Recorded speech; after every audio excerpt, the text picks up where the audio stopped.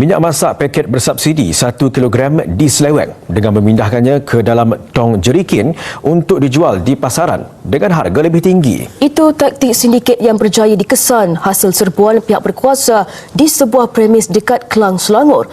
Wartawan Ridwan Rushdi Azri Roslan yang mengikuti operasi itu semalam ada laporannya.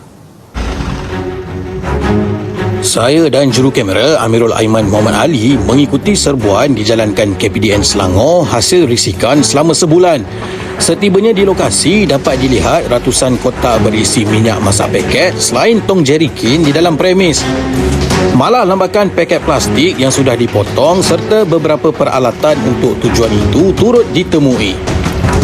Menerusi serbuan itu, sejumlah 133,000 kilogram minyak masak paket dirampas bernilai RM333,000. Pemeriksaan mendapati 2 premis aktif beroperasi di lokasi berkenaan, termasuk 1 premis tidak berlesen yang dijadikan stor menjalankan aktiviti itu.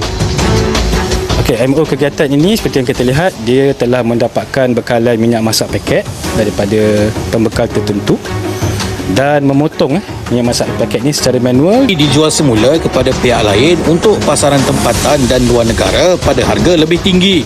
Sindiket dipercayai beroperasi sejak 6 bulan lalu. 9 individu ditahan menjalankan siasatan lanjut bagi mengesan pihak selainnya yang terlibat dalam sindiket itu.